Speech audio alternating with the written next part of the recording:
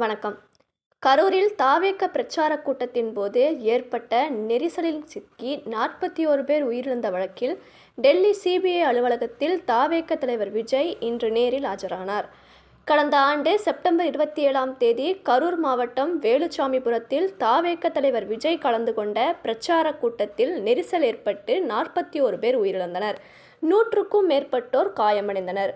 இது தொடர்பாக உச்சநீதிமன்றம் பிறப்பித்த உத்தரவின் அடிப்படையில் சிபிஐ விசாரணை மேற்கொண்டு வருகிறது.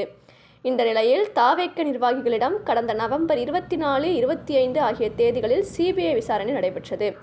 சிபிஐ விசாரணையை மேற்பார்வையிட உச்சநீதிமன்ற முன்னாள் நீதிபதி அஜய் ரஸ்தோகி, கூடுதல் டிஜிபிக்கள் சோனல் மிஸ்ரா, சுமித் சரண் ஆகியோர் டிசம்பர் 2, 3 ஆகிய தேதிகளில் கரூருக்கு நேரில் சென்று விசாரணை குறித்து ஆய்வு மேற்கொண்டனர்.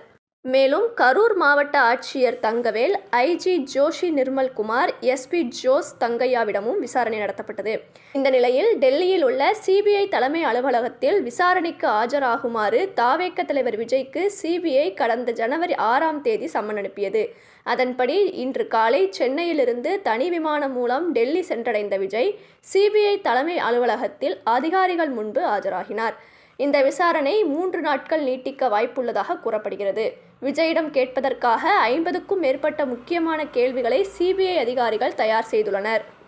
விசாரணை முடிந்த பிறகு சிபிஐ தனது இறுதி குற்றப்பத்திரிகையை தாக்கல் செய்யும் என்று தெரிகிறது. முன்னதாக இந்த வழக்கு தொடர்பாக அக்கட்சியின் பொதுச் செயலாளர் ஆனந்த், ஆதவர்ஜுனா, சிடிஆர் நிர்மல்குமார் உள்ளிட்ட நிர்வாகிகளிடமும் ஏற்கனவே சிபிஐ சார்பில் விசாரணை நடத்தப்பட்டது குறிப்பிடத்தக்கது. மேலும் செய்திகளுக்கு தொடர்ந்து இணைந்திருங்கள் ECR டிவி சேனலுடன்.